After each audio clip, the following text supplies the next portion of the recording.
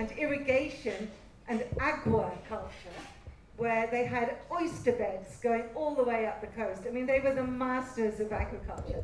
And then if you think of the wonderful Bunyanat festivals they must have had, when they all came in walking for weeks, I don't know, maybe months, to have this incredible feast on the Bunyanat. So really the masters of agriculture.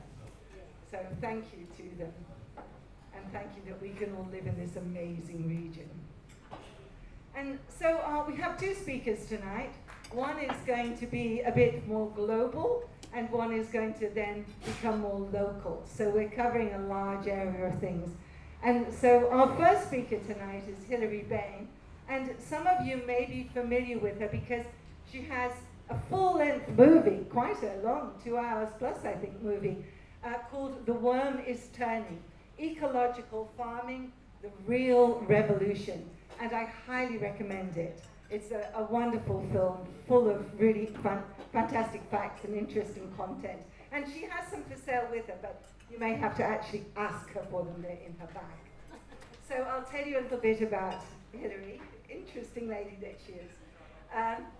So she was, well, the topic of the talk, I should say first, which Hilary invented, is choose while you still can. Which system are you feeding when you feed yourself? Good question. So there you go. So Hilary grew up in Zimbabwe, spent most of her adult life in the arts and traveling the world, becoming wise as she is. And then 9/11 happened, and it woke her up to the global geopolitical sphere. And ever since then, she's been researching what's really going on behind the headlines, and she's been connecting the dots in how the world is really run. One subject that particularly interests her is agriculture. It's the most destructive force in the world, and it's very important in everyone's life.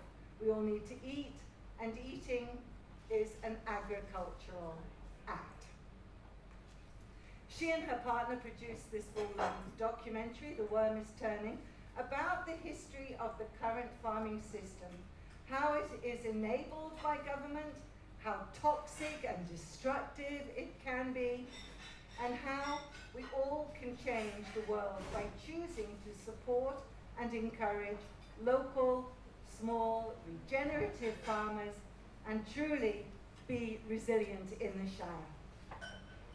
Right now, there's a frightening pace to centralize and corporatize agriculture all over the world. And this is particularly clear in India, where half the population still lives on the land, and where we've seen Modi must be under the thumb of corporatocracy like so many others, where he's now being almost, I don't know if he's forced or just being paid or rewarded to corporatize agriculture in India. And so that's why we've seen the largest demonstrations the world has ever seen, with 250,000 people coming out, particularly the Sikhs, and all in their tractors and blocking the streets in Delhi. Just fabulous demonstrations. So let's have a warm Malabibi welcome for Hilary Bain.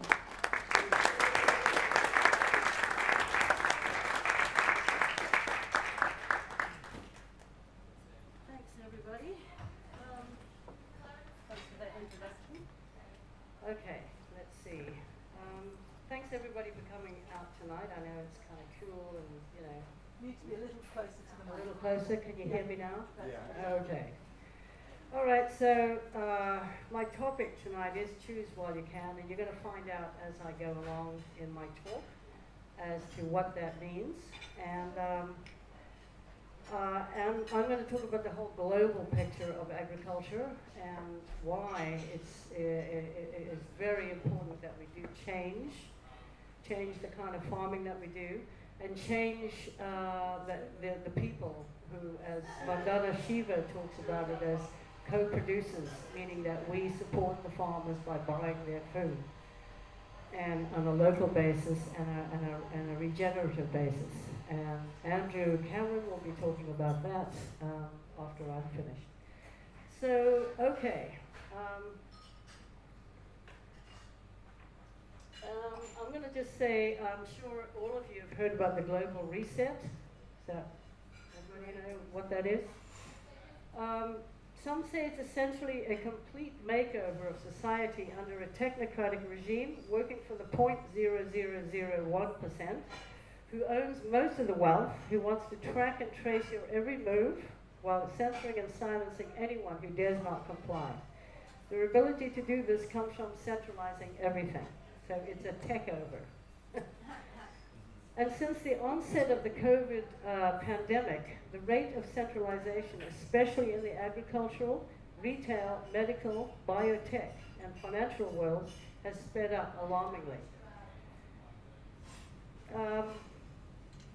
So I'm coming to you tonight not as a scientist, not as a politician, not as an academic or expert, but as a concerned citizen and a documentary filmmaker who is concerned about what's going on out there in the big world and how that is affecting each and every one of us, whether we're aware of it yet or not.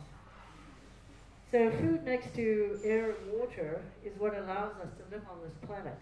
And you can't get more basic than that. And that's why we all need to understand what's going on with agriculture and how we all have such an impact on the kind of agriculture we have and could have. It all depends on which farming systems we support. We're all involved in agriculture as it's where most of all of our food comes from.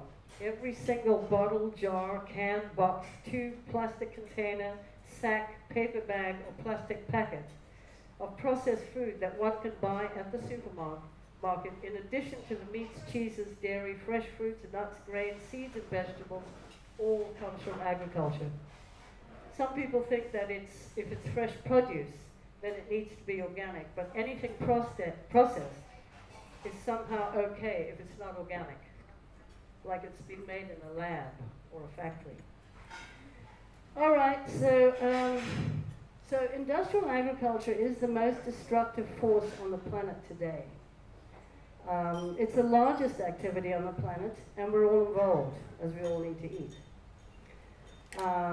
Industrial agriculture involves the chemical GMO seed companies, the grain cartel, and the mega food companies like Nestle and Unilever. And of course the horrific industrial meat industry. And that's interesting actually, very interestingly what happened recently is JBS, which I think is the biggest meat industry in the world, was hacked. And they kind of lost the plot in terms of how they were going to control everything. So there's like chaos going on in the major meat industry right now. And I jokingly just say, that Bill Gates is behind it because he wants to push his synthetic meat. That's a joke. Okay. But maybe it isn't. Anyway, let's see. Most of this has centered in the West, but China has followed the West and now the focus is on India, Africa, and the remaining countries in South America, now that Brazil and Argentina are heavily into GMO soy, feeding the European meat industry.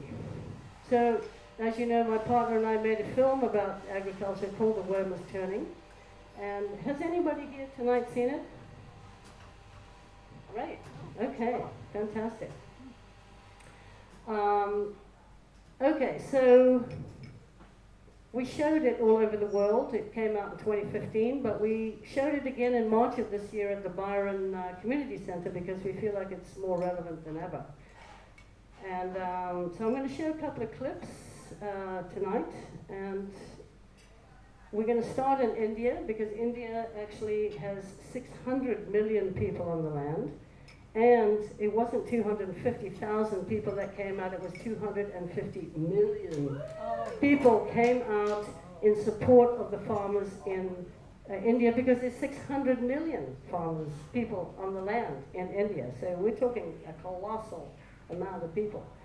And this is a big, big, big issue that's going on right now. I mean, the corporate,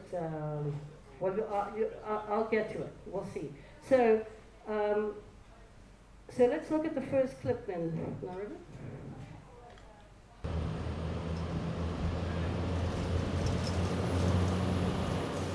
In the Western world, you know, we've had a process now of roughly 100 years where we've shoved 98% of the population into big cities, and now that process is being turned on the so-called third world, and these people are being shoved in at a rate that is just unbelievable.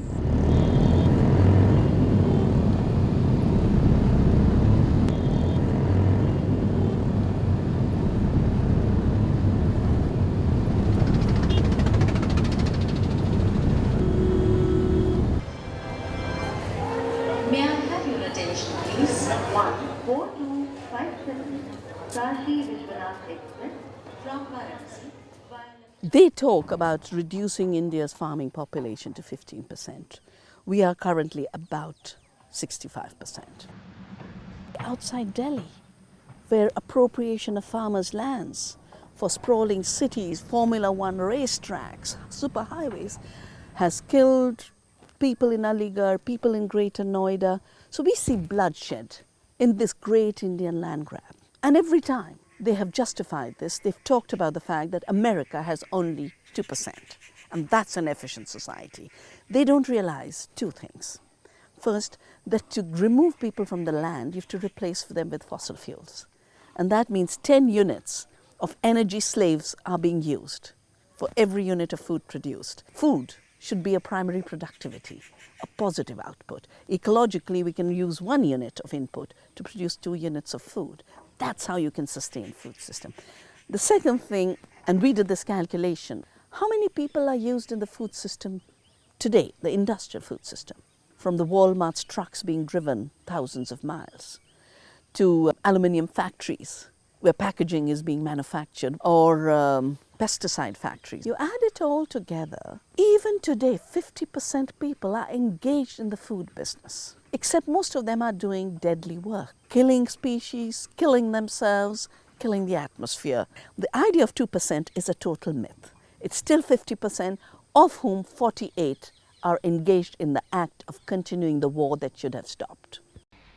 So yeah, she just basically nails the whole industrial system right there, and this ridiculous idea that 2% of the population of a country can support, you know, the whole country. It's absolutely insane. And actually, okay, so currently in India there's 2 big issues right now. Obviously there's this one with the COVID, there's a massive increase in the COVID cases. And India, like other countries, had a fair amount of the illness and death, but the cases were going down. And then in January of this year, when the vaccine was introduced, illness has skyrocketed, which is very alarming and puzzling. And go back a little bit, in September 2020, Narendra Modi, India's Prime Minister, and his parliament hastily passed 3 laws affecting Indian farmers. One, multinational corporations can now buy land they weren't able to before. They can also stockpile commodities to control farmer prices. And they can bypass regional state markets where farmers' produce is normally sold at guaranteed prices and make direct deals with farmers. So, very corporate friendly. India's farmers have until now been protected by the government from the predatory multinationals. These laws will result in the ruin of tens of millions of small farmers and the small middlemen in the food chain. This has already happened in the United States, in Europe, and in Australia. The farmer population in these countries has plunged alarmingly to getting off the farm due to debt, bankruptcy, and suicide because of the tyrannical control of the big food and ag companies. The suicide rate for farmers in this country is much higher than the general population. Most of these farmers were contract farmers with the big ag chemical companies and the giant grain cartel or the supermarkets, which is what's going to happen to the Indian farmers. They'll lose their land because they'll go into heavy debt buying the quote-unquote tools of chemical farming, synthetic nitrogen fertilizer, pesticides, and GMO seeds, and a contract giving them full responsibility if anything goes wrong, or they get sick from the chemicals. So over time, with this industrial system, their yield will drop, and the food and ag cartel will hugely discount what crops the farmers are selling, and the farmers will sell at a loss. This is how the small farmers in India will lose their land and the corporates will buy it up. I'm sure the Gates Foundation is just waiting for the opportunity. In the cotton belt in the Punjab and the Maharashtra, mainly 300,000 farmers have committed suicide in the past 15 years. And a lot of them with the very pesticide they bought that indebted them. Once the chemical giants get them hooked into the package, the price starts to go up and the yields start to go down. What a strategy. In November 2020, after the 3 laws were passed, 250 million people went out onto the streets in support of the farmers all over India against these laws. It was the biggest protest in the history of the planet. Until the lockdowns in April, there were still millions of farmers protesting the laws. There still are farmers in various places protesting the laws. The rural people in India really understand what's at stake for them. No previous Indian government has dared to change the system as it involves half the population. Quite a force to deal with, but Modi's not backing down because he's being pushed by the World Economic Forum, otherwise known as the Billionaires Club, to get in line with its initiative, a new vision for agriculture, NVA, which I'll explain in a minute. For the past 12 years, the World Economic Forum and its NVA has pushed a corporate model in Africa, Latin America, and Asia. The big prize for the World Economic Forum is India, where resistance has been fierce since the failed Green Revolution in the 60s, sponsored by the Rockefeller Foundation, to help the multinationals sell the package. You want to get...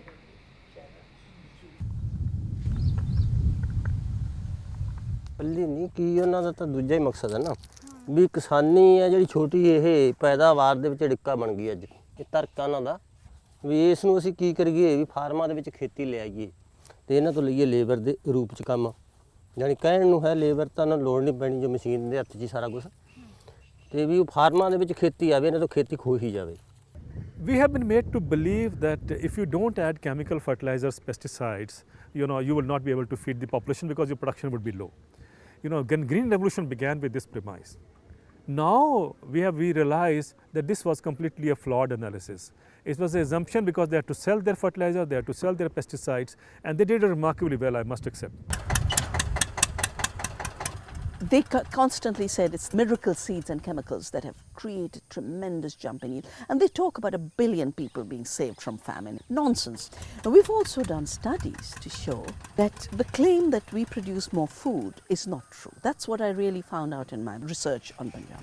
We actually decreased food production, but we increased commodity production, rice and wheat. And today we produce so much rice and wheat in Punjab, it's rotting in the godowns. The second thing, we did a calculation, very simple calculation. If we'd applied that much land and that much water to rice and wheat grown organically, would we have had the same rice and wheat? Sure enough. So what is explained by miracle seeds and chemicals can be explained by increased acreage under these crops and increased irrigation. They're doing another green revolution. Anybody aware of that? It's in Africa, yeah. It's called the Green Revolution, the Alliance for the Green Revolution in Africa, AGRA, and it involves 13 countries, and is pretty much the same failed revolution that was imposed on India in the 60s, only they've added genetically modified seeds to the package, plus smartphones, apps, big tech, and a lot of debt. Bill Gates and his foundation have been pushing this agenda in Africa for the past decade. And by the way, the foundation is heavily invested in Bain Monsanto Corporation and others, as well as being invested in the big tech digital revolution in Africa, which is getting involved with agriculture. I'll get into that further along, as it's key in the centralization. According to the Alliance for Food Sovereignty in Africa, not to be confused with AGRA, this revolution is failing the farmers, as it's pushing a lot of impoverished farmers into heavy debt, and hunger has increased 30%, mostly women and children. There's 2 more countries I'd like to briefly mention, as they are a good example of how war, money, and big ag work together, and that's Ukraine and Iraq. War is another way these multinationals get assisted by governments. Western agribusiness has wanted to get hold of Ukraine's vast farmlands, as it contains 1/3 of all arable land in Europe and has some of the best soil in the world. It's the 3rd largest exporter of corn and the 5th largest of wheat. In 2014, there was an American orchestrated coup, although they want you to believe that it's Russia, conveniently enough, which allowed foreign investors and Western agribusiness to take a firm hold over the agri-food sector. As always, the military is followed by the money, the IMF and the World Bank, which is followed by agribusiness. In recent years, foreign corporations had acquired more than 1.6 million hectares of Ukrainian land. So again, we see governments enabling business to take over and centralize farmland with the help of global finance and Wall Street investment, not for food production and security, but for profit. This is dangerous for all of us. So in 2014, small farmers operated 16% of farmland in the Ukraine, but they provided 55% of agricultural output, including 97% potatoes, 97% of the honey, 88% of the vegetables, 83% of fruits and berries, and 80% of the milk. So the small farmers were producing way more with way less than the big giants, showing a real-world example that the agribusiness cartels' PR about their methods being more productive and feeding the hungry is one big lie. In fact, 70% of the world's people are being fed by small farmers, mostly in Africa, Asia, and South America, where agribusiness wants in. And then in Iraq, after the initial Bush Jr. mission accomplished moment, there was put in place 100 orders, and number 81 authorized the introduction of genetically modified seeds. Iraqi farmers were forced to switch from saving their own seed to using genetically modified seeds, which they now had to purchase every year, along with the rest of the package, synthetic fertilizer and pesticides. With America and Iraq prior to the wars, the corporations were there collecting native Iraqi seeds, altering it, and patenting it so they can essentially own seed that had been manually and painstakingly developed through selection and over a long period of time. This is a good example of corporate biopiracy, and they've been doing this all over the world. So to help the multinationals take over Iraqi farming, US Army soldiers handed out free wheat and barley genetically modified seeds, free fertilizer, and free t-shirts emblazoned with United Farmers of Iraq.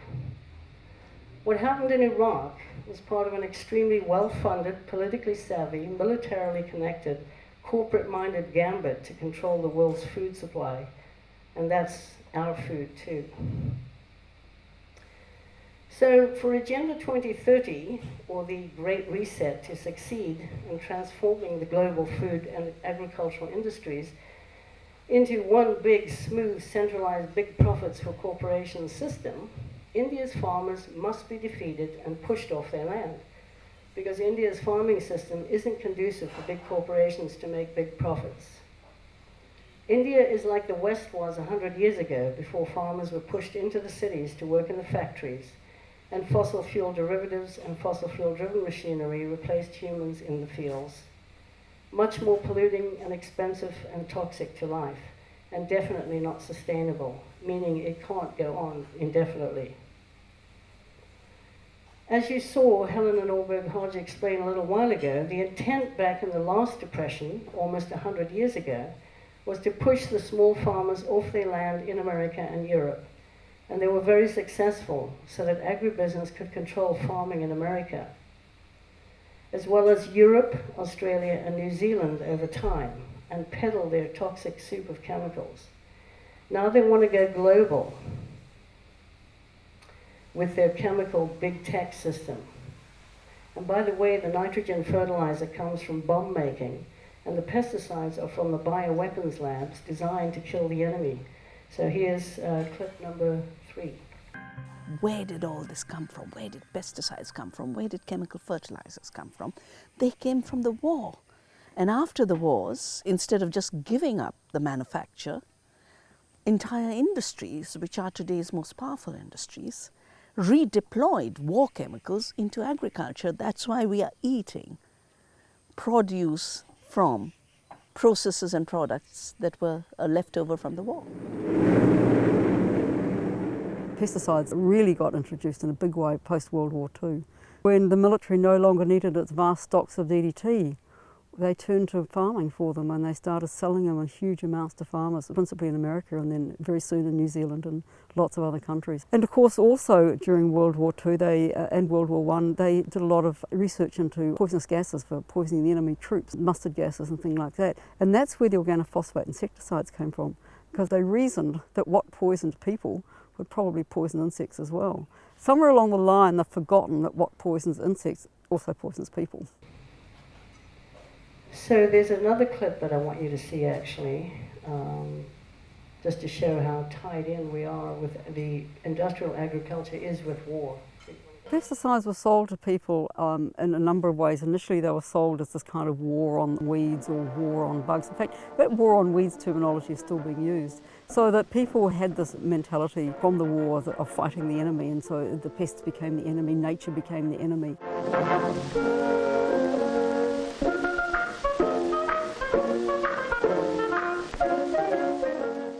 And they were sold as this, modern method, and they were sold with the same kind of spin that the war was being sold. Defend your country, defend your crops against pests. It's it's the Bain, it's the enemy. It was very effective.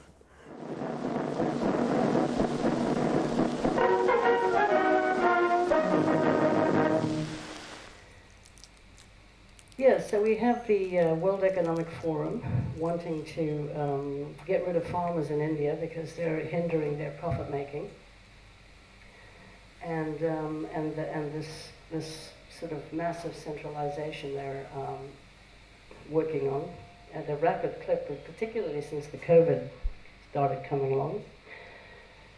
So Modi and his guys are claiming that farmers will make more money, but it's quite obvious that these three laws are there to destroy the small farmers and allow the corporates to take over.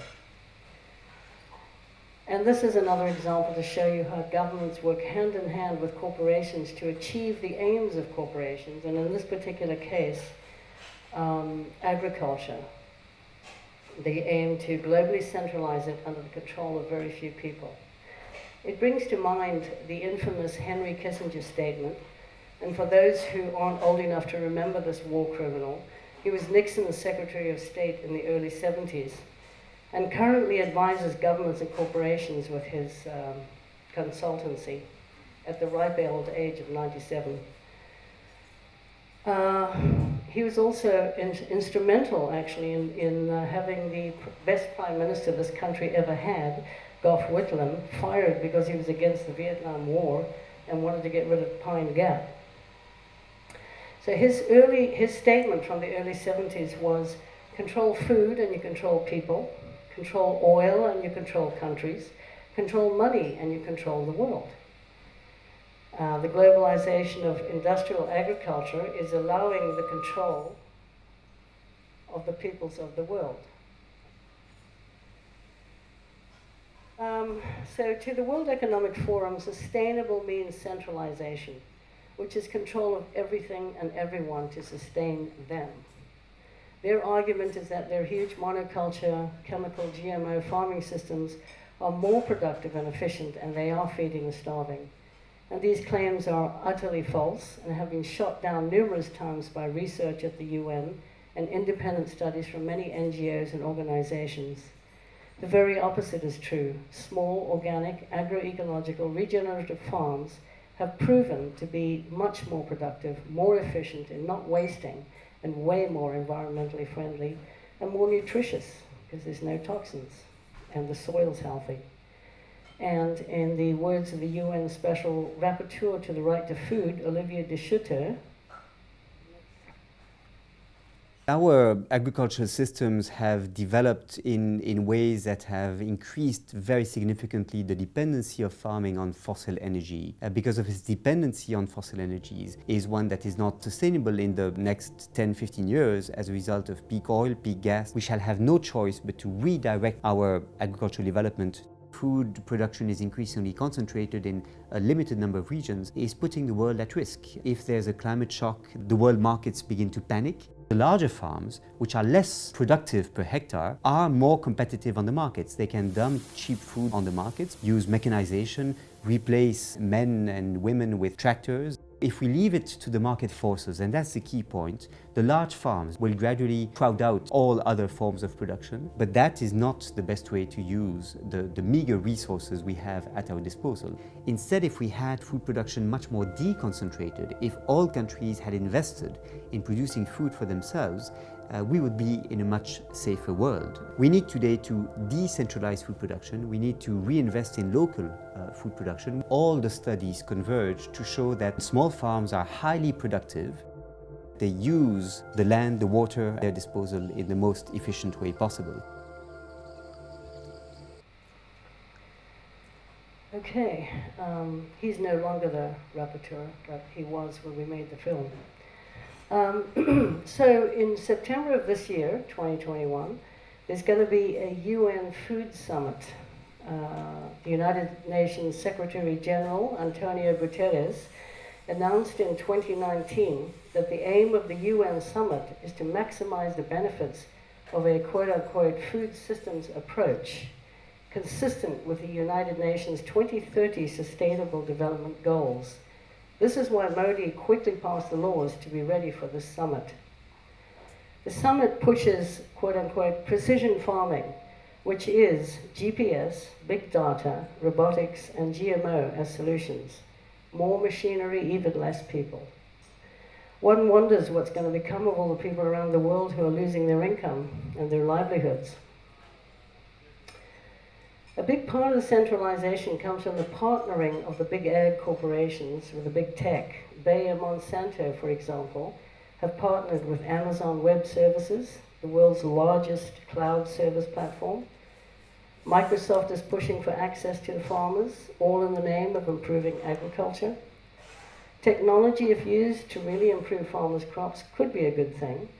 But so far, the interest is purely to mine data, speculative investment with the ultimate aim of getting the land and controlling people. Farmers are pushed to constantly modernize, and they're encouraged to have apps that will tell them when to fertilize, when to use the chemicals, when to water, what's the weather going to be like. So much so that we're losing very valuable farmer knowledge, traditional farmer knowledge. So Bayer has an app that's covering over 24 million hectares in the US, Canada, Brazil, Europe, and Argentina. These apps give both big tech and the agrochemical corporations an amazing amount of data from farmers that they can then sell to their products to, and then also have an enormous amount of data on each farmer they can sell on. Not to mention the prospect of centralizing even more with more power and control. In Asia, Africa, and South America, there are companies and apps being utilized to cut out all the middlemen and deal directly with the farmer, getting more and more information. These companies will be gobbled up by the bigger companies until there's only 2 or 3 left. And what kind of system will there be then? Techno-feudalism, it looks like, and then we won't be able to choose to eat healthy food. We'll have to eat their GMO food because they'll own all the seed stock. They already own like 75% of the world's seed stock. Organic farming and gardening won't be possible. Those farmers still on the land will have lost their real farmer knowledge. And just to inform you that it's very important to save seeds at this point in time. And on Friday we're actually going to have a seed saving event at the Mullen Farmers Market, so come along if you can. I'm saving a lot of my seeds now. Whatever I'm growing, I'm saving it because, the heirloom seeds, it's very, very, very, very critical at this point. The path that corporations are steering digital agriculture and food distribution down dovetails with larger retail developments. The COVID-19 pandemic is accelerating a shift towards online retail sales for food that big tech companies like Alibaba and Amazon have been aggressively pushing for. This is happening all over the world, and where countries have a network of small vendors and traders, the online retailers are heavily promoting digital platforms as a preferable marketing option for farmers while concealing their own monopolistic ambitions. In India, for instance, Amazon and Walmart have aggressively moved into controlling 2/3 of the digital retail market. And with COVID raging, it must be shooting up every day. They've done this through temporarily doing deep discounts until they will have the whole market to themselves. This is a direct threat to millions of hawkers, small traders and retailers, kirana stores and mom-and-pop shops. And this is going on worldwide. We've never seen such a huge global change to the order of things and so much taken away from regular people and given to the giants, who just keep getting bigger. We're moving into a totalitarian world governed by corporates and digital technology, and very rapidly. As Shiva states in her book, Oneness versus the 1%, the 1% economy is not just a system of economic inequality, it has implications for the planet, for society, and for democracy, because it symbolizes a system of thought and an intellectual paradigm based on a worldview of separation, extraction, and extermination. The robber barons of today are in information technology and in finance, agriculture, and biotechnology. And the three are converging in the digital economy through digital tools. Farmland is the new investment on Wall Street. Gates' foundation owns the most farmland in the United States. This is not for production, but purely for land speculation, at least for now. Maybe Gates has something else up his sleeve. And of course, what's behind the ability of these giants to continue to gobble up businesses all over the world is the backing of their governments and financial institutions, enabling the big to get huge and destroying all the small enterprises. And once again, with lockdowns of COVID for the past year and a half, everyone has had to go online, and God knows what they've been up to with everyone under house arrest. Here in Australia, Woolies and Coles have had 80% of the food business, and I'm sure it's more now. This is a bigger share than even Walmart and Amazon in the United States. And these corporations are destroying farmers every day with their deep discounting tricks and undercutting prices farmers were promised and then reneging on it. And the farmer sells at a loss because there's nothing else he can do with perishable food. Woolies is a huge multinational corporation. It's not Australian. That gets its food from all over the world, exploiting poor farmers in small countries, and is part of the corporate takeover of the food system. And here's the last clip.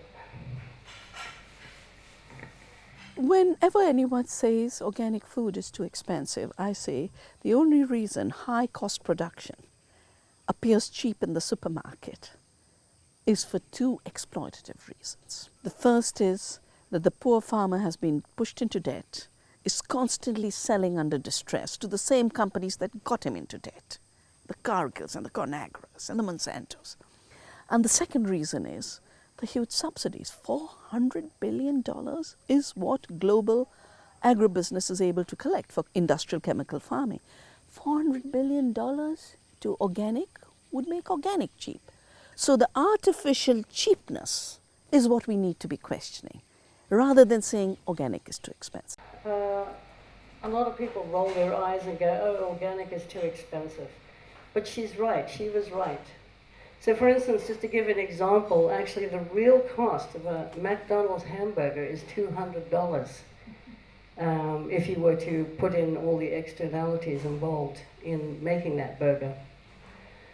So 60 years ago, people were spending more of their income on food. But with factories rolling out all kinds of goods since the Second World War and the economy becoming consumer-based, governments helped the corporates to keep their prices lower than the real cost of production. So we in the West don't expect to spend more than 10 to 15% of our income on food. So we can purchase all the other manufactured goods. This is great for business, but not so good for life on the planet. So this talk gives a very generalized view of what's going on in the world of big ag, and it's a very complex subject, and there's so much more to it, but I'm just giving you little clips here and there. But what's happening is it's creating massive food insecurity and putting a food system into the hands of a very small number of people, which is very dangerous. And the global picture of agriculture is complex, and it could solve a lot of the problems we have, most of it created by the current industrial farming system we've had since World War II, if we change to an agroecological, small to medium farming-based system. And yes, that would create a massive need for more farmers with regenerative, ecological, environmental knowledge. And we better be quick, because what's planned is destroying real farmer knowledge at a rapid clip, with a chemical, high-tech system guaranteed to create hunger and famine everywhere. The industrial system provides 30% of the food eaten on the planet, mostly in the West. According to Shiva, 75% of water systems are destroyed, 75% of soil is desertified and degraded, 93% of plant diversity is gone, and it's contributing at least 40% to climate change. If the proportion of industrial agriculture in the food system were to increase, we would soon have a dead planet and no food. So choose your food system wisely. You either go with the current system and hope it can keep feeding you, albeit with a little bit of toxin in each bite, and a techno-feudal system and play Russian roulette with the environment and the climate, or you can use the power you have to choose now and support sustaining small-scale local agriculture for a healthy, food-secure, more equal, democratic and free future. We the people do have the ultimate power, each of us together, all together. So that's why I say choose while you still can, because the doors are rapidly closing. Thank you. Yeah.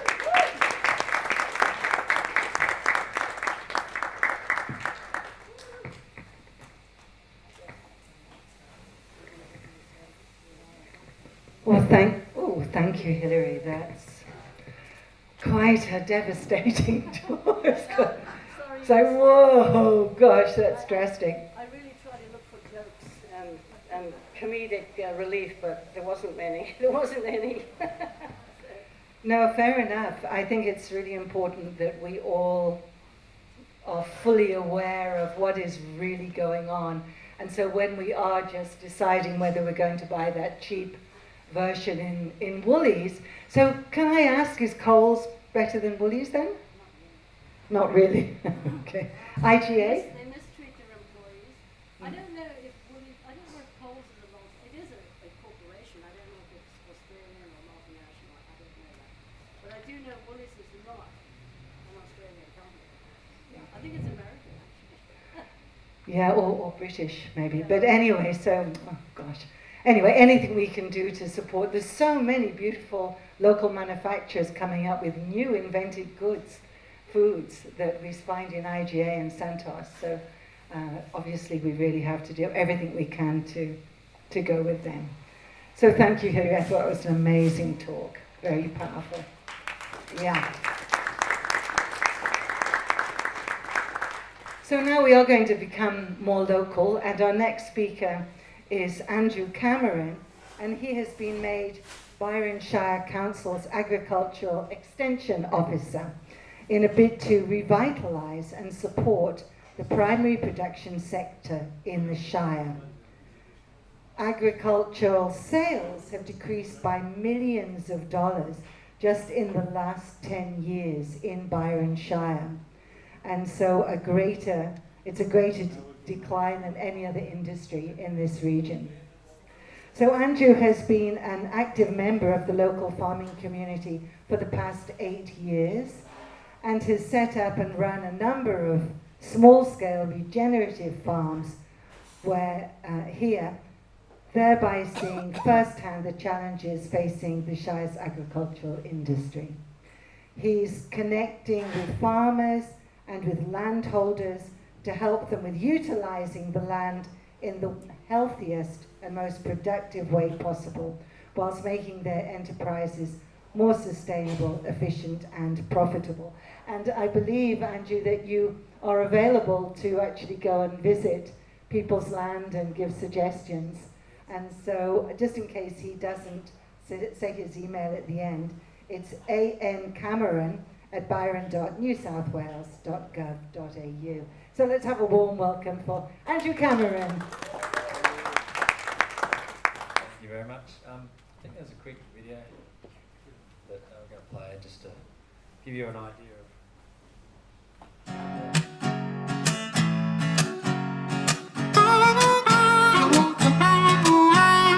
Everything about the way we live today is not sustainable. That we're feeding ourselves by destroying the very thing we need to feed ourselves. You know, there's no such thing as cheap food. It's really costly. It's just not costly on your wallet. It's costly on the earth. It's costly on your own health. It's costly on the planet. Can we make better decisions that minimise the energy used to produce that food? Is this food that I'm consuming giving back in some way? We can actually change the world for better, making better decisions with our food. You know, we are part of nature, but we live apart from it. There's no such thing as waste in nature. It doesn't exist. We created that. 3 times a day, we have the opportunity to change the world for the better. Every day. Yeah, I guess that's just a little intro, a bit about where I've been or what I stand for, I guess. And I love that Hilary's made the point of making choices, because really it's our power every day to create that change, and I think we actually underestimate how much power we have. We do, you know, in terms of being resilient as a community and resilient within ourselves. It all comes down to making those better choices, and that creates all the change.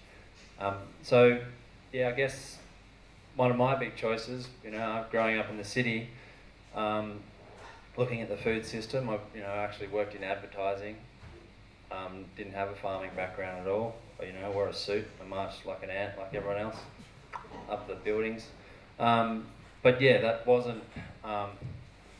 Obviously, I felt that was a terrible use of my creative intelligence, as we all have, and it used to blow my mind. I'd sit there at these mines trying to convince people to buy things they don't need. I had a food business, so I studied permaculture, and I realised, wow, if I want to be truly resilient, if I want to know where my food's going to come from, yeah, I can find a farmer, but also I can grow it myself, and I think that's a big thing moving into the future. So I get asked that question quite a lot. How do we be resilient? Well, you know, pretty blunt answer is learn how to grow food. But there's so much more benefit to just being resilient. That's connecting to nature. It's understanding these processes which we've denied. So yeah, I ended up a journey like a lot of some of you here. You know, broke out of the usual regime, learnt about food, learned about food production. I moved up here and I've been setting up a few different farms, small-scale regenerative farms. Got great joy out of working in ways that help improve the soil, improve the land, and produce some of the best food we can. But really, I guess, I'm going to put that first little slide up, because I've got a few quotes that I put up, because this is stuff that's always stuck with me throughout my journey, and you know, I'm sure you all know this quote, but you know, it's be the change that you want to see in the world. And it was as simple as that. It's just be that change, and the more of us do that, the more of us take that on, that spills out, that ripples out, and that's how culture changes. And really, I think that's a big part of what I'm going to talk to tonight, is that cultural shift. That's where we're at. So yeah, from an advertising executive, I somehow became a chicken farmer. Definitely didn't expect that, but it was an opportunity to produce some of the best food I could. There was an opportunity, you know, at that point. Evidently there's a lot of bad eggs out there. So this was, you know, an opportunity to see that and open my eyes to the opportunity there is with regenerative foods, and how many people aren't aware that even exists. It really blew my mind, and how uneducated people were about food and are about food still.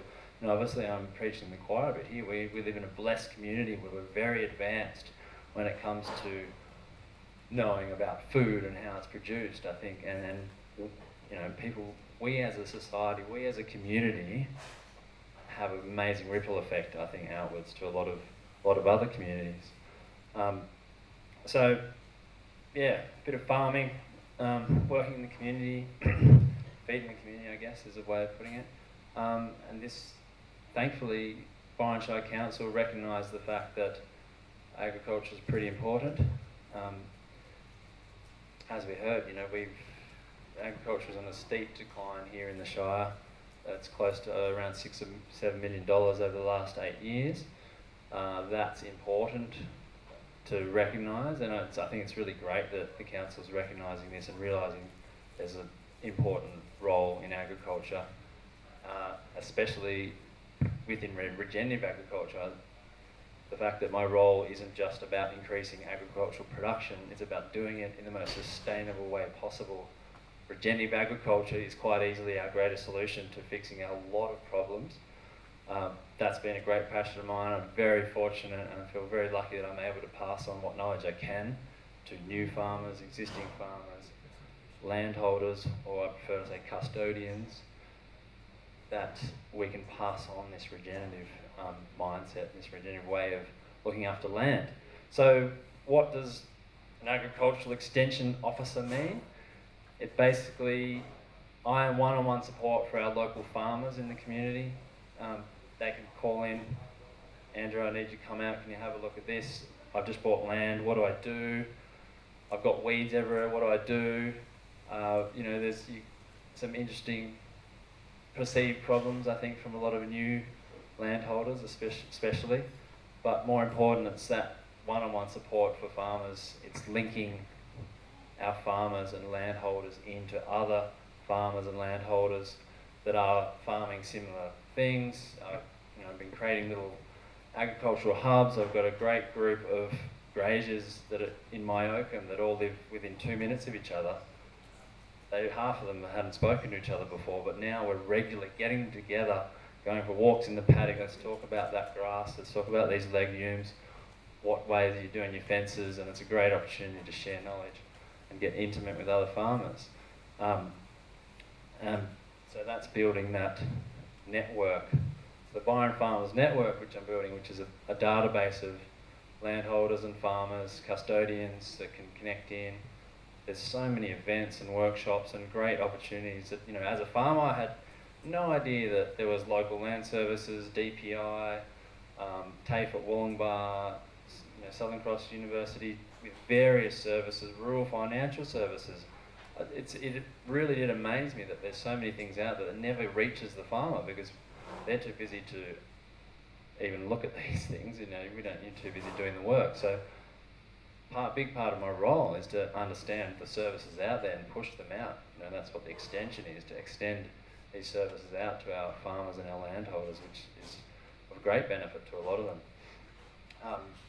So within that culture, within that network, and I'd mentioned it before about cultural shift, a huge part of change coming forward is, and I think it's a big, what you're all part of, is shifting that culture from land ownership to custodianship.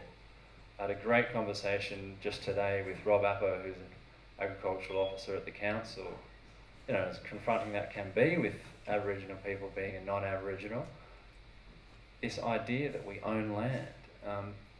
And we're seeing a plethora of this happening at the moment. We're invaded by new landholders wanting to own land and own it as an asset, and that cultural shift is something we really need to start embedding amongst all people, and it's a story that we can all start telling in our narrative when we're talking about land and these newcomers and so forth, and build that into the story that gets told, because that's how culture shifts to start with. It's these little things. So often when I go out on my visits and speak to new landholders, my first question is, why did you buy land? What does it mean to you to be on land? What's your legacy? And that sort of, for some people, that takes people away because they hadn't thought of that. They really just like the views and the nice house. But this is something we need to start, these conversations can change these little things, you know. I like to introduce people when they come and, you know, email and say, I've just bought some land. My first thing is, congratulations on being a custodian. Thank you for taking on this responsibility. Because that's probably not what they thought of, or definitely not what the real estate agent told them. So culture-wise, there's another great saying, and I'm sure a lot of you have heard this, but you know, we do not inherit the land from our forefathers, we borrow it from our children. And that is something we can adopt, I believe, into our culture, into our story of custodianship, because it's about leaving things better than we found it. And I love it when I get an email or inquiry from a landholder who has that exact thing on their mind. I say, well, what do you want to do? What are you trying to grow food? Going to be productive? And look, and when I hear, all I really want to do is leave it better than I found it. Great. More of that. And then hopefully leaving it better than we found it is making it productive. So, yes, we've all heard it before. There is a paradigm shift. Many of you here, I'm sure, are well and truly on that shift. But as a collective, as a small group, as a community, I think this way of speaking, this language we bring into our narrative will start to shift that culture even further, and we can connect farmers in that way and bring people into that custodianship. So I think that's a big part of where I sit in the role at the moment, is not just providing advice where I can in terms of regenerative farming techniques, cover crops, bare soil, what a weed really is. I think there's a lot of education that definitely needs around weeds. It's amazing how often I do come on and the first thing says, oh, I've got weeds everywhere, and I say, okay, well that's fine, why are the weeds there? And there's no thought. But this is another part of that shift, is, you know, weeds are a symptom of a problem, they're not a problem. So it's getting people to understand that that's part of the successional hierarchy of plants, and weeds aren't this deadly disease that we need to destroy. And it's another narrative, I think, that fits into the story of custodianship and how we look after our land. Yeah, so there is a problem of losing farmers. They're getting older. It's very expensive here, as we all know, to own land or be a custodian, have the right to manage the land and look after it. So a big part of that is working on ways to grow the growers, you know, and we've got some great groups here working on that issue. And being in the position I'm in, I'm linked into many different groups. It's a bit mind-blowing is how many people are out there doing things. We've got an abundance of great people in this community, and it's a way of piecing that story together and what's unique to our context here in the Shire. Because yes, we have amazing productive land. We are within 2 hours of, I calculated the other day, between 4 and 5 million people with Brisbane and Gold Coast.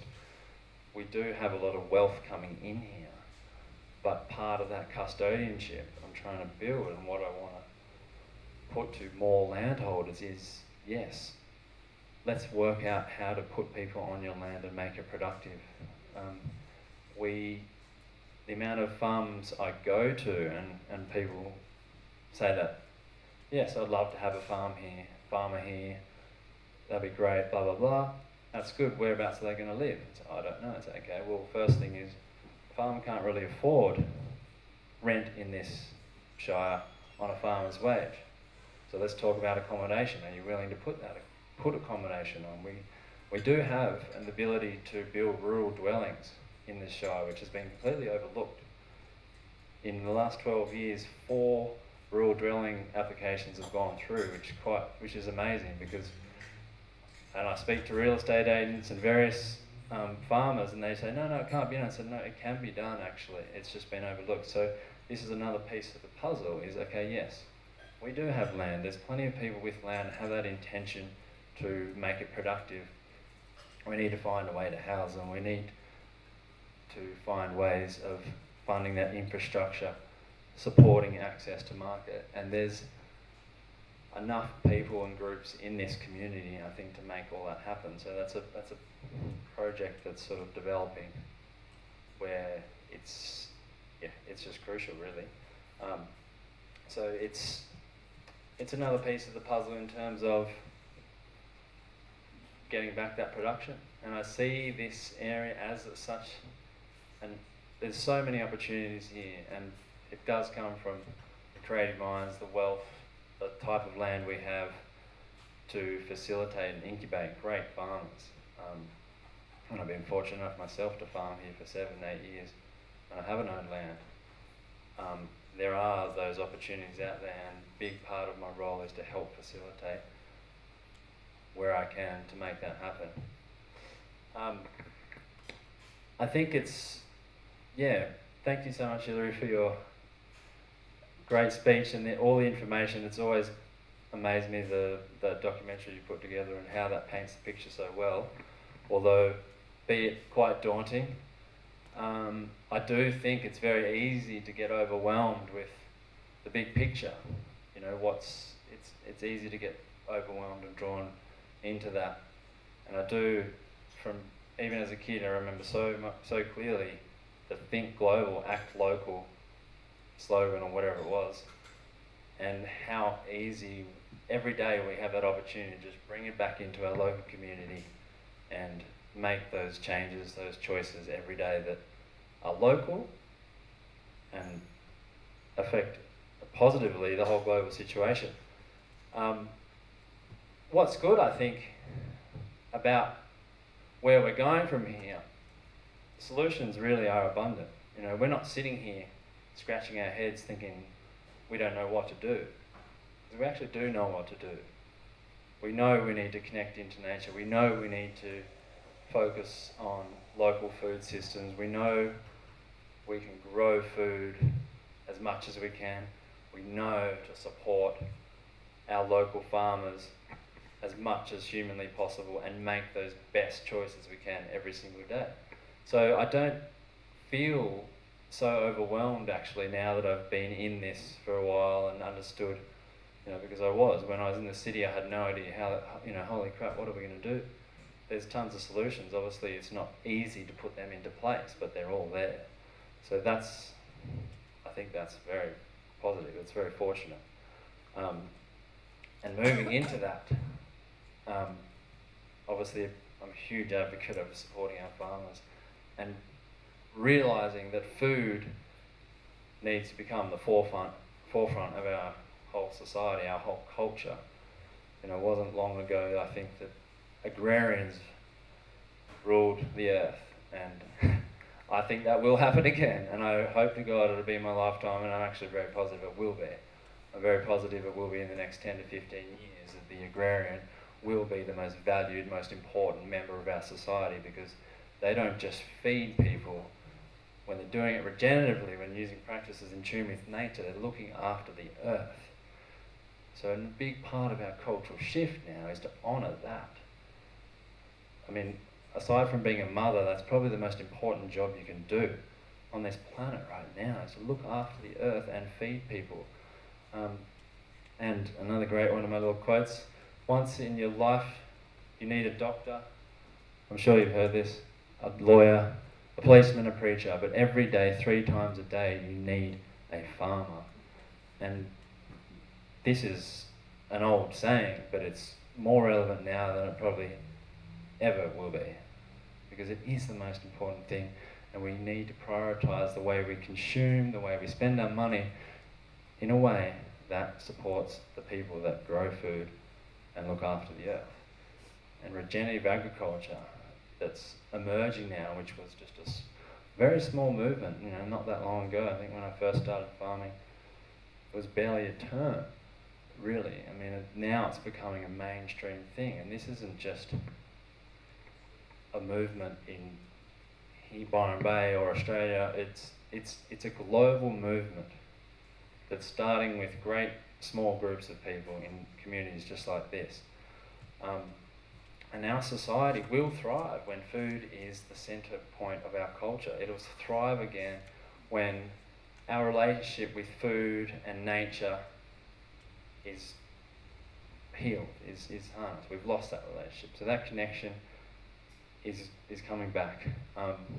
And really, I really think for the first time in the history of humans, or at least the history of Europeans who've been dominating this world, for the first time, farmers are now consciously growing food with a positive relationship with nature and giving back to the earth whilst we do so. So every time we have the chance to support that,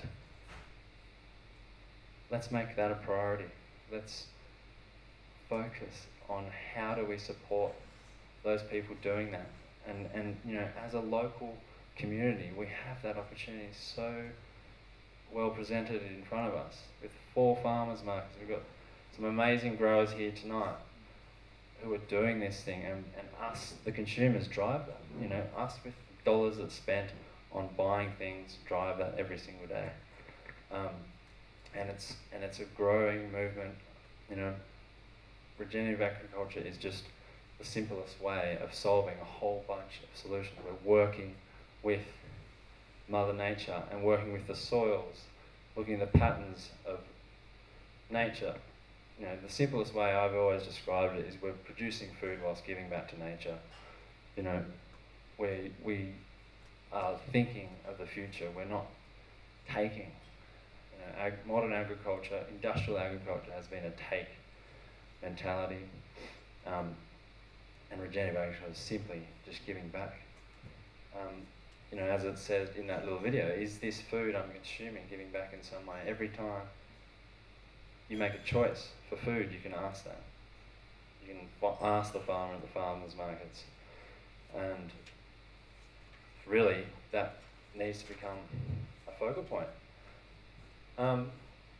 So the next section really I want to talk about is, you know, what can we do? And I guess I've really talked a lot about that already. And I stress so much on the importance of how we affect all the change. And you know, consumers drive everything, demand drives everything in this current economic system, so we need to do that the best way possible. And of course, Joel Salatin, one of my favourite, probably my hero, was an inspiration to me a long time ago, who puts it so well: as a food buyer, you have the distinct privilege of proactively participating in shaping the world your children will inherit. And I know this is stuff, obviously, a lot of people here probably incorporate into your lives. But again, it comes back to that story and that culture that we can develop and build as a local community. Yes, you can grow what you can. Yes, you can make those conscientious decisions. But really, it's supporting those local growers as much as humanly possible. And that custodianship, really, that's a huge focus point, I think, of this community in terms of resilience, in terms of sustainability and regeneration, which is where we're at, and taking that ownership and responsibility upon ourselves and really just own that. You know, I work for the local government, yes, but to be brutally honest, if we're going to look to governments, corporations for our answers, if we're going to depend on government to progress things forward, we don't have a chance, really. It comes from us, it comes from the group, the roots level. And that's the next quote that I've put up there. Yeah. The greatest threat to our planet is the belief that someone else will save it.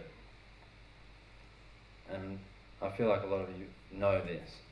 It's nothing new, but it builds that story of what we're trying to create in terms of shifting culture. Because there's often, it's easy to look to who's responsible. That's the easiest solution, is to go to that, is to think, well, they should be doing it. Who's they? We are that. You know, Coles and Woolies shouldn't be here. Well, they're here because people buy it. If people stop going, it shuts down. Simple as that. So this they narrative, it's not going to fix it. But again, that's that conversation that comes out there, and people start to realise that. So really, yeah, I've kind of probably babbled on enough, and I hope there's some really good questions. I guess I just wanted to leave it on that last slide, because really, this is, to me, sums up a lot, and I think it's very important because you guys are the ones that, you are that small group of community-minded people, thoughtful people that are going to ripple this out and affect that change, create that cultural shift. And I think this region, our community, can really push that forward, you know. And a big part of that we can borrow from our Indigenous native people that did it so well before us. And it's time to listen to that custodianship and that story, and let's build that into all these other great things that are happening. Yeah. Thanks. Thanks very much, Andrew. It's great to come back to local, and also you mentioned the farmers market, which I left out. Drastic mistake there when mentioning IGA and Santos, of course, the farmers market, which we also shop at every week. So that's what's really lucky around here, having all these markets and direct contact with the farmers. How do we contact you if we, like, I'd love it if you would come out to our land and give us some suggestions on what we could do more. Yeah, no, absolutely. You can. Do both work? Yeah. Well, yeah, I think you've given my emails there. Say it again. It was A.N. Cameron. Yeah, A.N. Cameron. Well, it's easy just to do agriculture, actually. Agriculture at byron.nsw.gov.au. There's the website page that I've got in process of building. I'm trying to put some great tools and resources on there for adopting regenerative practices, for, you know, where do I start, various things that are from the web on there. And also a big one too is inviting people to sign up to the Byron Farmers Network, sign up to that newsletter, which also captures some data in terms of size of property, your interests, and there's an opportunity for people to write, you know, what you're struggling with, what you want help with. And that's a great part of the picture that we're trying to build, is to understand collectively what people are struggling. How do we strategically support and guide people the most efficient way? You know, there's a plethora of things thrown out there, but let's target and understand what the root struggles are, where people need the greatest help. And what do we sign up? What do we sign up to again? What's the? The web page. Yes. That's the Byron Farmers Network. If you go on agriculture on Byron Show website, yeah, it'll all be there. Okay. Yeah. All right. You Great. can find it. Like There's a newsletter. There's tons of information. All right. So please put your hand up if you have a question, and Hilary's got one straight away. I guessed it. Yeah, that was great, Andrew. And what I'm looking at is there's all these people coming up here who have money to buy the land, and it's all very costly. And there's a lot of people here, a lot of young people, who don't have that kind of money. So is there anything going on that you're doing that's, you know, trying to put young farmers, you know, on some land somewhere that they can be, you know, yeah, absolutely. Yeah. And that's kind of growing the growers project. I've discussed with a few of the guys here as well, and that's what we want to develop, is a package or a model that makes that process happen. At the moment, I've probably got about 8 farms that would invite and like to have someone on their farm, but it's a bit of a clunky process. There's legal. What's the terms? Is it a lease? Is it a crop share? Is it share farming? Is it a straight out rental of sorts? Accommodation, where do they go? How do they house them? So there's these sort of 5 pillars, I guess, that really need to be honed in. And there's various groups in our community, in our shire, that are able to help with those individual things. Whether it's access to market, you know, there's a few groups who are working on ways, developing apps and online distribution models. It might be as simple as assisting farmers with a marketing business plan strategy that goes with that, because I think there's been quite a turnover of farms, young farmers coming on, while the intention there and the, you know, that desire and idealism, there's still a few things lacking, I think, to really get that over the line. So it's really, yeah, we're developing, trying to piece together. When I say we, I'm just here to facilitate and support the great people of this community doing it, but I'm trying to play that role of, this is how it looks like. Okay, well, there's a bottleneck. Actually, these guys are working on that. And they're working on ways to shift more product to other areas to sell.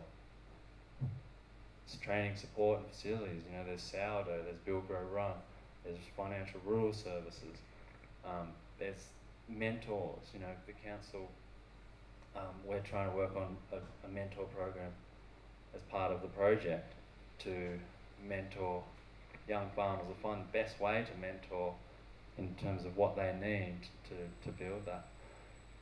But yeah, it's an interesting challenge, for sure. But I think we need to utilise the resources we have on hand and understand what they are. And a big part of that is wealthy people who buy land and they don't want to farm it. So how do we get them on board, you know? How do we incentivise them? The first thing is, hopefully they understand that they're custodians, they're not landowners. And that they have the intention to give back to the community in a productive way. Yeah, there's also donation by wealthy people who could donate land to, but then that, I guess that does get into complications too. Yeah, it can, but there's also a group that's putting together an app which is a GoFundMe platform specifically for regenerative agriculture. There's things like that in the works where, okay, that's a platform to, receive donations to fund infrastructure, tools, whatever's needed.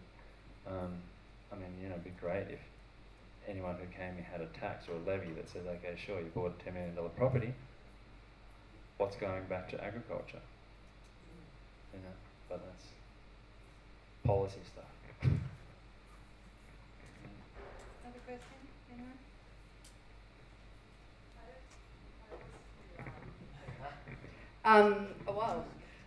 Thank you for that. That's very useful. I don't like to use the word concerned citizen because I think it's got a negative connotation on it, but as an active citizen of the community, the role that's been created for yourself is fantastic, and I completely agree with you that it's great that the council's come on board and it's a tool to be used in a positive way. I was just wondering, as you said, there's so many facets of your role, and you know, you've just sort of stepped into it, so you're putting it all together. Have you, in the first 6 months or however long it's been, actually set some goals? Because we've heard all these moving parts, but what's the actual strategy of the local council? Is it to build a team so that you can have someone encompass all the areas? Is it to connect all the people that are already doing it so brilliantly themselves? Is it to be a network? Is it to be as an individual consultant? What are some main avenues that you're doing? Because the database is a great place to start, and you're lucky that you have a census coming out to coincide with that. But so the way to really put that specifically is just very basic measurements. So that is the goal of getting the database up to 300 people. So it's over 200 now. I haven't put a number on farm visits. I would like to see that at 100 at least by the next year, and it's at just over 50. So that's one-on-one consultations, going to a farm, assessing their property, understanding their context, needs, struggles. I think we've got the goal of doing at least 6 field days. 2 of those have done. Then creating some micro hubs. Haven't put measurables around that. But then, it's just ticking off all those little wins in terms of connecting up farmers. There's 2 farms, I'd say 2 that I've come in from, and they've completely reshifted their entire farming practice. You know, they're both 100-acre properties, cattle, because that's where my easiest expertise lies. It's very simple for me to go, yes, put these fences in, and people are very responsive, which is great. So it's not just getting them up and going. There's a great farm just at Myocum, you know, knew nothing about regenerative agriculture, young farmer teaching his parents. I was able to come in within 3 months. They're doing a holistic management course. I was out there last week and they've got 30 paddocks instead of 3, and the parents are blown away. They didn't realise you could make such a change. So those little, yeah. And are there any ideas from the council about how to bring in that remaining 7 to 8 million? Because that's small numbers as it is compared to agritourism and potential. The dollars wise?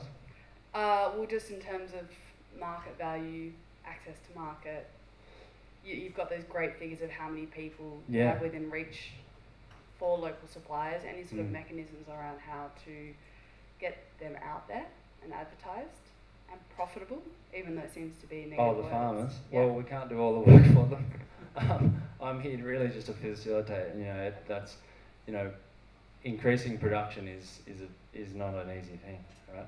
And creating new farms is certainly not an easy thing. So, in terms of numbers, how many farms can we create? Well, that's up to, a lot of that's up to the farmers and how much input, you know, I can give in my role.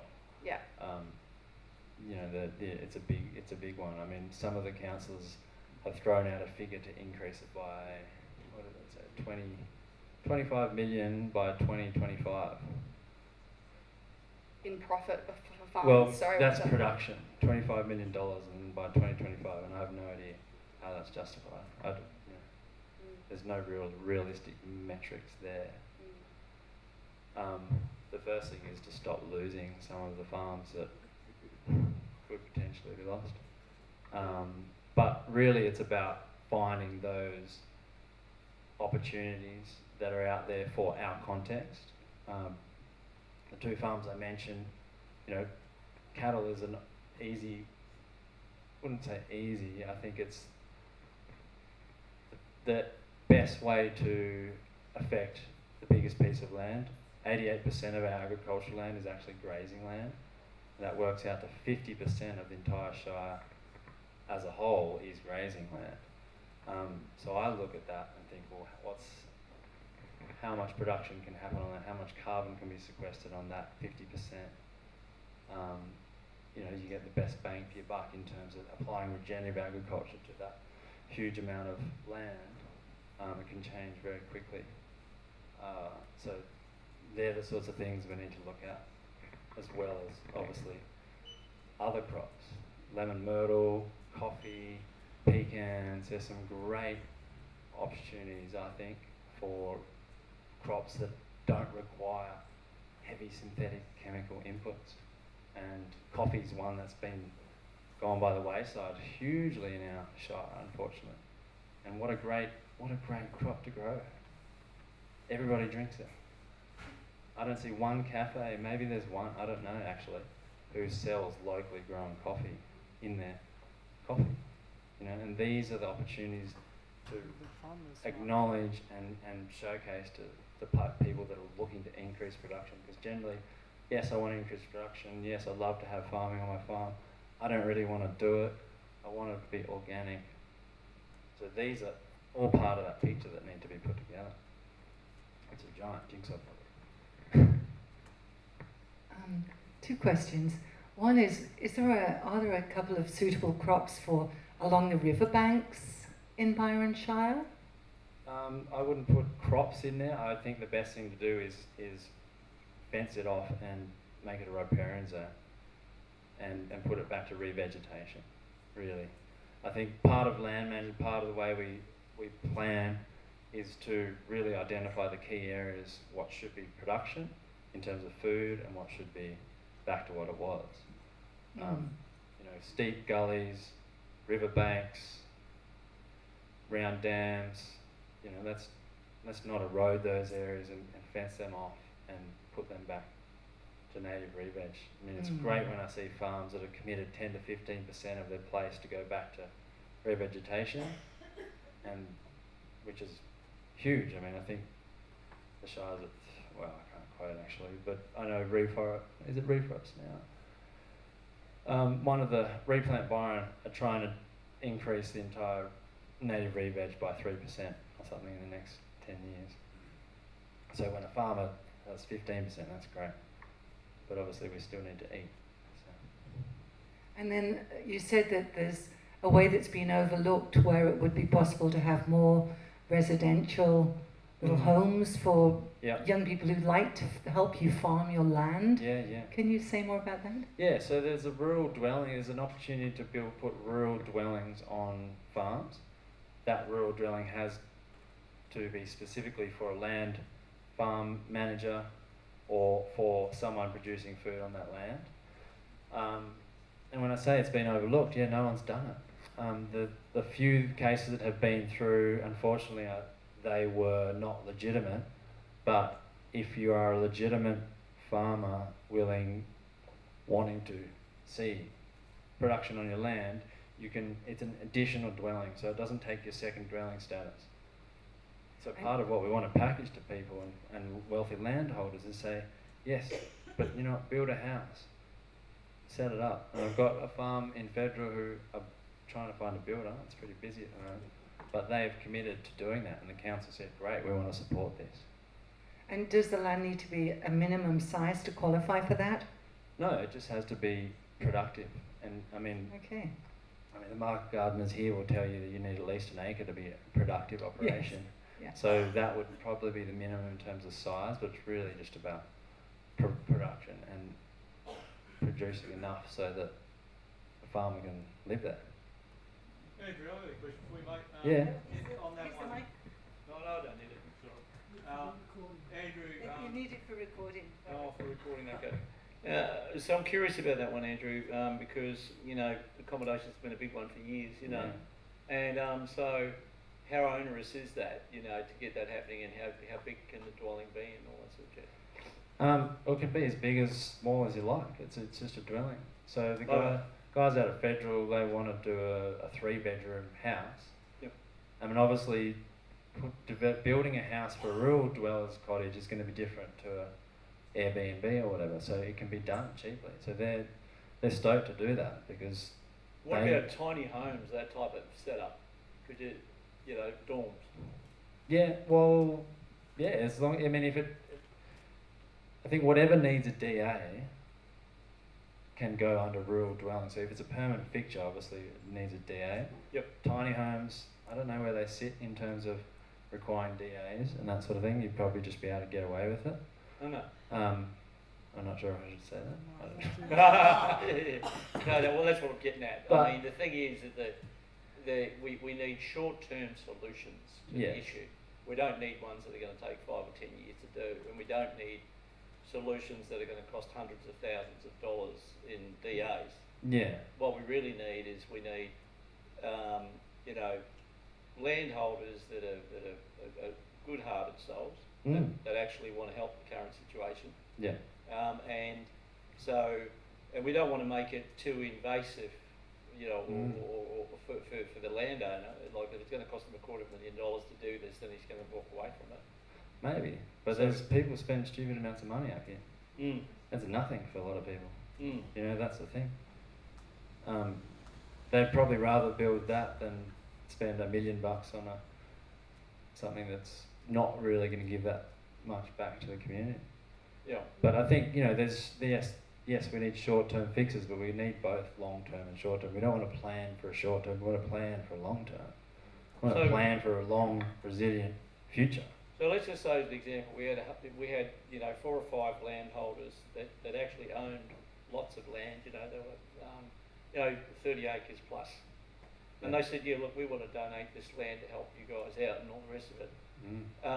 How easy is that to get through council in terms of, okay, let's say as an example, I said to you, right, we want to farm 3 acres here on this land, and I've got 50 odd you know, volunteers that will come down here and do their thing because they want to get this project going in jazz.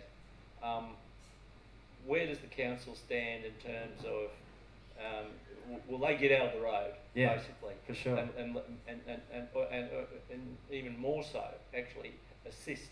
Yeah, well, I hope so. That's why I'm here. Okay. No. That's why, you know, when this rural dwelling thing came up, the first thing I spoke to a few people in council and said, oh no, you can't do that, can't do that. Well, okay. No, I don't believe that. Yeah. Speak to more people and it turns out you can. I think there's a lot more we can do than we think. Mm. And I think there's probably a lot more that we can do that council thinks. Okay. Potentially. Yeah. Right. Because that was one of them, right? You know, a few Yeah. people said, oh, that can't be done, but it can.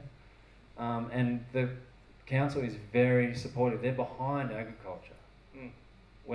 And that's the benefit of having this role, that I can be in there to say, as a council person, as an employee of the council, I can say, no, we need to support this because it aligns with our agricultural action plan. It aligns with increasing agricultural production in our shire. Mm. That all comes underneath the sustainability of economics, or whatever the department is, but that's what it is, sustainable economy or something. So when they see that this is clearly linked to that goal, they are 100% behind it. And the director of my department, she's great. She's actually been very supportive of anything that's along this line. What about funding, mate? What's happening in the funding side of things in terms of council funding? Is there any? Well, council's not a funder. It's just what I've learnt more being in council is council isn't really the doer of things, it's the supporter of the doing of things. And it's trying to enable that. So when there's grants that come through, that could be potential. I mean, I don't know of any sort of fund that's sitting there waiting to just support this stuff yet. I mean, maybe it can be down the track. Who knows? It's still early days for this. So it's a very new role. So, but I mean, yeah, my main role is on the ground and still learning what it is the council can do for farmers and landholders. But yeah, I think they're very adamant about letting this happen, which is good. So we've just got time for 2 more questions, and here's Andrew, I just wanted to ask about where your job or council fits in with part of our previous speakers' talk on the farming and big pharma and the chemicals and all those sort of things. I know you mentioned earlier a little bit about some permaculture background that you had, which is great. I'm not coming from a farming point of view myself, but from a gardener's point of view, and from someone who's been using in the past glyphosate and all of those things. I have had an autoimmune illness and had to battle through that through many years. I'm also new to this community, so I don't know what the region really is about in terms of where their stance is on major chemicals and pesticides and what have you. So hopefully you can tell me that a part of where you sit and maybe this council sits in regard to looking at the future for more, perhaps I know this about this certification for organic farming is somewhat more difficult and long term, but just for where you're at with going out and supporting these new farmers and small farmers, where do you sit with how you would go about looking for something that is less dangerous and less harmful to us all? Yeah, well, I'm personally incredibly against glyphosate. I've never used it ever in any of my farming practice or any practice. I'm definitely the black sheep in there with, I think, with certain views around that. It's obviously used a lot in bush regen in a lot of ways, and whenever I hear it, my ears prick up and I say, hang on, tell me more. But thankfully, being in there, I have that opportunity to sort of put a voice to that. And to give you a really good example, when I first started, there was a $30,000 budget that was handed down from the federal government under pest and weed control. And I was told, that's got to go out in EOI. Is there landholders you think that would want to use so that was going towards broadacre spraying to control weeds. Had to cover 120 hectares or something, and I just said, well, that's not really under my regime at all. You know, it's very easy for me to push back on that and say, well, look, yeah, I'm trying to increase agriculture production in the most sustainable way. I'm sorry, that's not it. So thankfully, we had a discussion and we were able to change that grant back to the federal government. It took some time, but I said, well, can't we just use that as fencing? Can't we offer fencing and use cattle grazing to control weeds, which also increases fertility and that sort of stuff. So, you know, when that was sort of put to them, that made complete sense, and now we've gone and changed it. So now we have that money to spend on fencing to not just control weeds, but improve fertility in the pastures and long-term gain. So, I mean, the council itself, their policies around glyphosate is not in any public spaces, I believe. But again, that's not on the agricultural side of things, that's another group altogether. Sorry, I came from Moreton Bay region, and I raised this question with one of the politicians up there, and because council were actually spraying around the community, farm shops and weeds and things, and I said to her, was she aware of a lot of countries had banned glyphosate, and where did Australia stand? And she said, I'll look into it for you. And she came back to me and said, it's perfectly safe. All councils in Australia are using it. Yeah, there is that belief. You know. Yeah. Yeah. No, I'm with you. I would love it if we could ban glyphosate. It'd be great. Well, it's not just glyphosate. I mean, the macadamia farmers here. Well, they were using endosulfan, and then that was banned finally in 2011, and they replaced it with neonicotinoids. Are people aware of what that is? Yeah, that gets rid of bees. So that's what they've replaced it with. So they always look for a chemical solution, chemical farmers, and they're very, of course, promoted by the chemical industry. And so that's the big problem we have. Even in this green shire, we have a lot of chemicals. And most of the land care, I started a chemical-free land care way back when, and someone has continued it to this day, which is fantastic, but it basically is only 300 square meters next to the Brunswick Surf Club. So, you know, everybody else is using glyphosate, and, you know, it's perfectly okay. For some reason here in Australia, they're not understanding that, you know, this is the DDT of our time. It's an endocrine disruptor, which is it's a chemical that disrupts our hormone system. It's kind of like atrazine, which we showed in our film, which is exactly the same thing. It disrupts the hormone system, which is really a problem for people's health and the health of the wildlife, because that's also the frogs that are disappearing. So yeah, we really have to start looking at this and really push it, because just saying, oh well, you know, it'll be okay. Yeah. And it's easy, right? It's yeah. I mean, and I know council, ultimately they don't seem to care. They don't. They did. What was it called? Steam weeding or something. Nothing has really come of that, right? Yeah. Okay. Well, that's good. Yeah. Huh? I'm the former CEO of a number of Aboriginal land councils in this region. The biggest barrier, he said coffee, and he said lemon myrtle. It's disease. Oh, lemon myrtle. The rust. Myrtle rust. Yeah. Coffee dies because of the wet. Now with the climate change and the moisture, then those crops don't really work. They work for a short period of time, maybe 6 or 7 years, but then they're gone. Oh, yeah? Have you seen the Zenfelds? They've got a great crop. Well, it depends how they manage them. Yeah. The biggest barrier to success in terms of agricultural production, and even on Aboriginal lands, is one thing: government, your employer.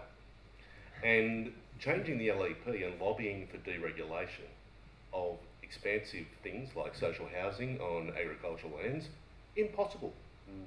You have to change the LEP. Have you ever in your next little while at council, try and change an LEP through a council briefing. And try and do it when you get a new council in, because they're coming very shortly. So you've got to look at the barriers, you've got to look at the restrictions. But look at Nimbin Rocks, for example, which is outside of this shire. Nimbin Rocks is owned by Aboriginal people. It's about 120 hectares. It's got 40 acres of 50-year-old pecan trees that are now too big to shake. You can't shake the trees, the trunks are this big. So the pecans just fall on the ground. Guess what they've got under there eating the grass? Cows. Cows shit on the pecans, you can't eat them. So there's a very, very delicate balance here. And I think that over time you'll come to understand that beating your head up against the wall in terms of government, the question from the gentleman over there around social housing for workers, look at the rorts that have been going on there with international people coming into the country and doing labour, living in squalid conditions over time.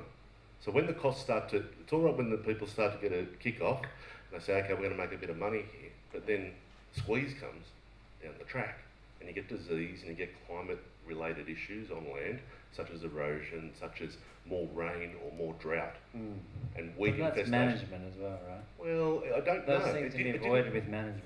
A year and a half ago, it didn't rain for 9 months. Mate, then it rained.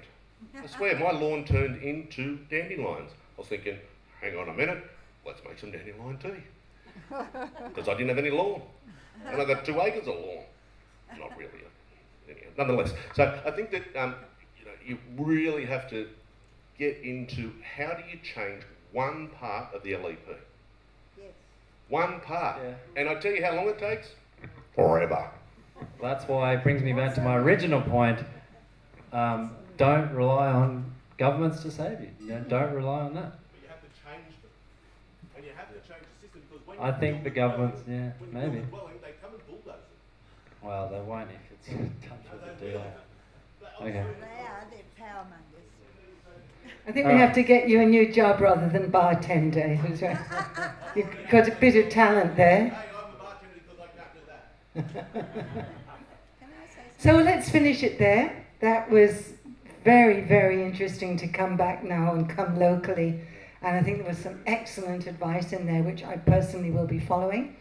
And Liz, you wanted to say something? Yeah, I did want to say something. I wanted to say that people are always talking about renewable energy, and emissions and things, and, but at least 50% of our emissions are associated with our food system in the greater sense, or the transport. So it's a huge way to change our climate, and regenerative agriculture in particular, burying carbon in the soil. And the quickest way to do that is to plant more hemp, because hemp is quick, useful, and in fact there's people walking around this town now trying to get 2 or 3 acres, 5 acres to grow medicinal hemp products. So I think we've got it, and we grow it without a lot of rust, and there's a regulation we need to change quick. But I think people think there's a lot of talk about renewable energy, but just try to tell your friends, look, it's important what we eat as well, how we treat our soil, because if we don't sort our forests, which create rain, and sort our paddocks so that they're more biodiverse, we're, all wind generators and this sort of thing won't be enough. Thank you. There's a good final comment. Let's have a round of applause for Andrew and Hilary tonight. 2 very fascinating talks. Thank you very much indeed. Thank you, everyone, and good night. Thank you, Pranama. Thank you, Narada. Thank you, Damsi. Oh, so let me just tell you next month, because we're actually going away. We're going to the Laura Dance Festival up by Cairns, so there won't be one next month, except what we're going to do is Narada and I had a fantastic interview with Foster Gamble, the creator of the movie Thrive, What Will It Take? And it's quite controversial, and we're going to put that up on the website, on the turningpointtalks.com website, just around that time when the next talk would be. So please listen to that, and then we'll be back again in August. Thank you. Thank you. Thank you for coming.